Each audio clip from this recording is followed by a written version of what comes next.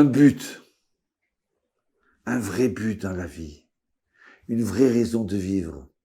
Si on a un but, on a une vraie raison, on n'a pas peur.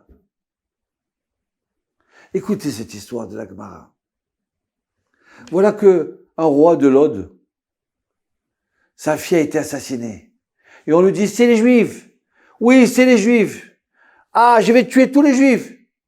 Et puis d'un seul coup. Non, non. Quoi non? Quoi non? Oui, je tue, j'extermine tout le monde. Non, mais c'est nous qui avons tué ta fille. Votre fille, notre roi. À toi? Comment tu t'appelles? Papous? Lodianius?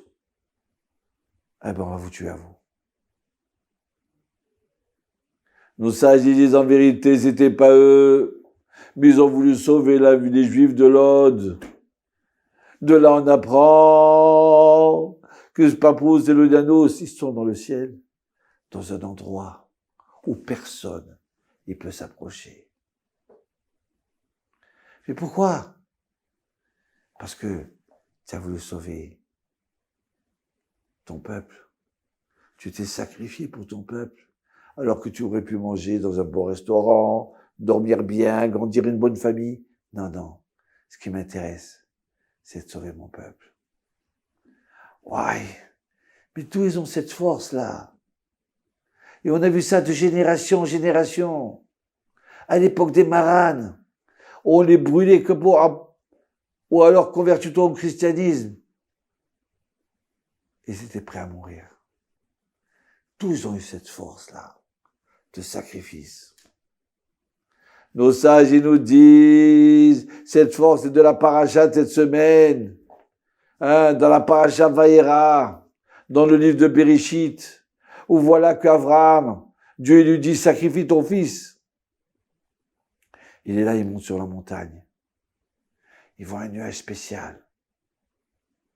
Et Yitzhak, il dit, papa, tu as apporté le bois et le feu, mais où il est le sacrifice? Où il est l'agneau? Hachem, il pourvoira. Ouais. Toute sa vie, Abraham, il s'est battu contre le sacrifice des enfants pour un Dieu. Et voilà que Dieu lui demande, alors vas-y, je veux te voir toi. Tu sais, il y a des fois, des gens, ils se battent pour leur idéologie. Pendant 50 ans, ils sont battus pour le communisme. Et puis d'un seul coup, ils s'aperçoivent que tout ça, c'est zéro. Fais marche arrière. Change ta vie, transforme-toi. Non, c'est trop dur. Je continue comme ça. Abraham, maintenant c'est Dieu qui lui parle. Sacrifie ton fils. Mais je vais avoir la honte devant tout le monde. Tout le monde va se moquer de moi. Qu'est-ce qu'ils vont dire? Abraham, il dit rien. Je dois le faire, je le fais. Et voilà que il attrape Yitzhak. Vous savez quoi?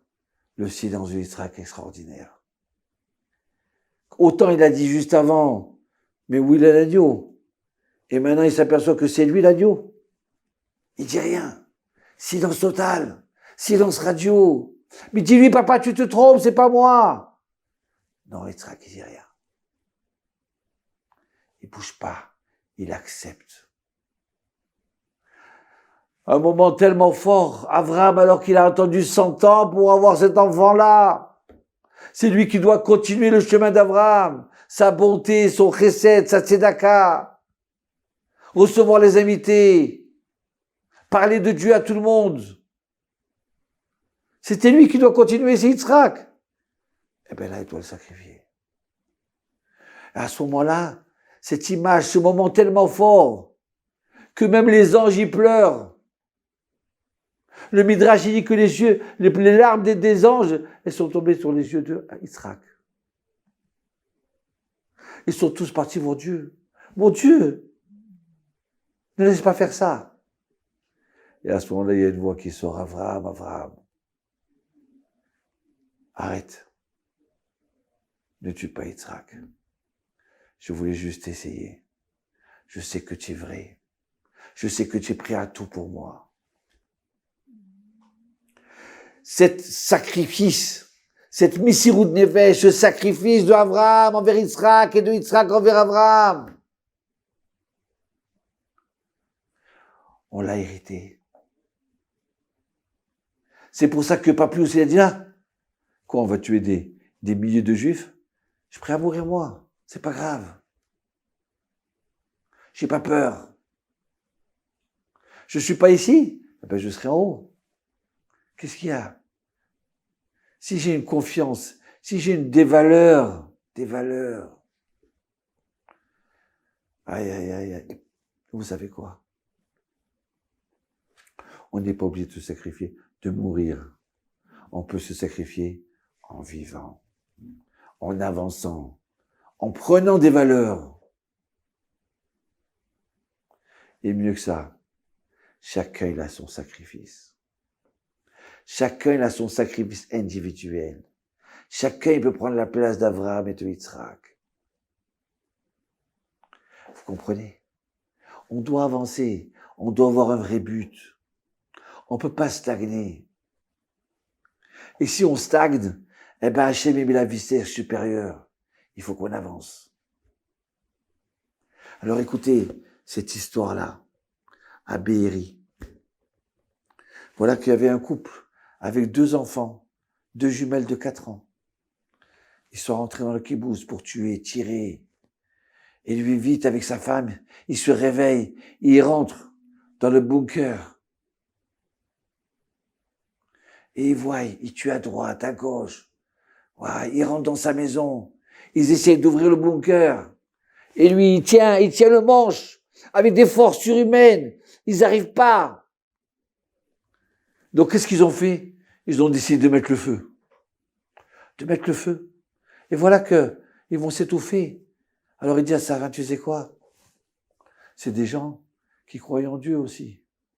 Quand ils vont voir des enfants, ils vont pas les tuer. Alors viens, on sort. D'accord, mon mari, d'accord. Itaï, d'accord. Cet homme-là, il s'appelait Itaï. Il s'appelle Itaï. Donc voilà qu'il essaye d'ouvrir le bunker, de baisser le manche. Il n'arrive pas. De ce coup, il dit à sa femme, j'ai plus de force. Je sais pas qu'est-ce qui m'arrive, j'ai plus de force. Ils essayent à 2, ils n'arrivent pas. Mais on va pas passer par la fenêtre c'est dangereux, ils vont nous tuer. J'ai pas le choix. Laisse-moi sortir le premier, il dit Itaï.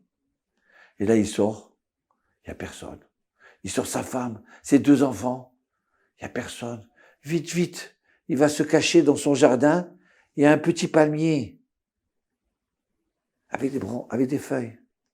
Il se cache lui et sa femme et ses 2 enfants. À ce moment-là, il y a le terroriste qui est à 30 cm de lui.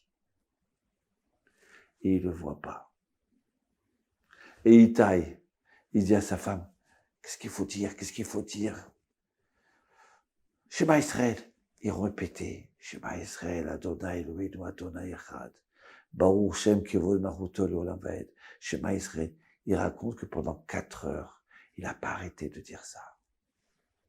Et voilà ils ont découvert dans sa cave qu'il y avait des instruments de musique, des outils. Ils ont commencé à tout prendre ça. Donc il s'éloigne. Il est à 2 mètres de lui, puis il se tourne. Il dit à sa femme, ça y est, il nous a vus. Il s'approche. Shema Israël, Hashem Ekelu Hashem Echad. Et voilà il baisse la tête, comme c'est pour dire, je me cache comme un enfant. Il passe à côté, il n'arrête pas. Pendant 14 heures, les 2 enfants de 4 ans, ils ont ni bu, ni mangé, ni pleuré. Un miracle. Comme ça, il raconte Itaï, mais comment c'est possible ça? Et bien de ce coup, il se rappelle que dans le kibboutz, bon, c'était un des rares qui faisait kippour, qui jeûnait. Et voilà il a dit à sa femme, tu sais, cette année, on va faire Soukot. Il faut que nos enfants y voient Souka. Donc je vais construire la Souka. Alors on va aller acheter une Souka. Non, t'achètes pas de Souka. Je veux la fabriquer moi-même. C'est la première année qu'on était dans la Souka. Et voilà à un moment, il me manquait des feuilles sur le toit de la Souka. J'avais pris des grandes feuilles. Il me manquait 2, 3 petites feuilles.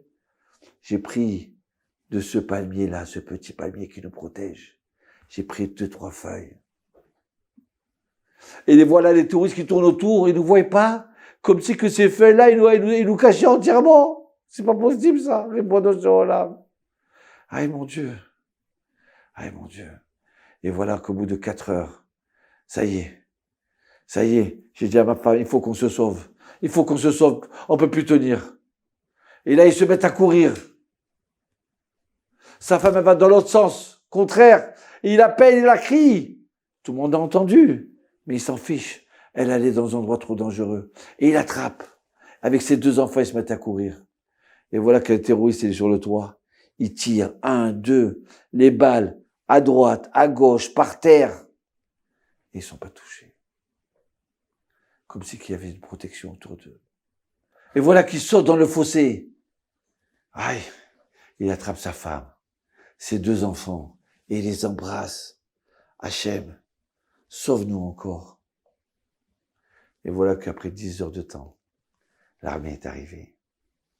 Ça y est, ils sont sauvés.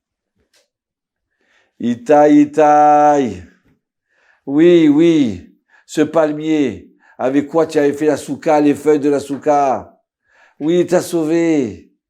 Oui, dans ce coup, tu avais des forces pour tenir ce bunker-là, cette porte du bunker. C'est ce qui pour là que tu as fait. Tu t'es surpassé. Tu as avancé. Le mérite de Abraham et de Yitzhak qui t'ont protégé. Et vous savez quoi? C'est tellement fort la Kedat Yitzhak qu'il faut l'apprendre, il faut le lire. Le sacrifice d'Isaac. Et regardez bien, nos sages ils disent que c'est tellement fort qu'on le chante à Rosh Hashanah et à Kippour. Et nos sages ils disent de lire ce passage-là au moment de l'accouchement, c'est propice pour la femme qui est enceinte. C'est propice pour la guérison. Oui. Abraham Avinu, il a donné des forces. Il nous a fait hériter des forces pour tous ses enfants et tous ses descendants. C'est pour ça qu'ils avaient la force d'être sur le buffet, en Espagne, et d'être des maranes, et de mourir pour un but, pour une raison, pour la Torah. Alors venez, on avance tous, on met une vitesse supérieure. Qu'Hachem il vous protège, qu'Hachem qui protège tout le peuple d'Israël, et qu'Hachem il bénisse et qui protège tous ceux qui aiment le peuple d'Israël. Amen.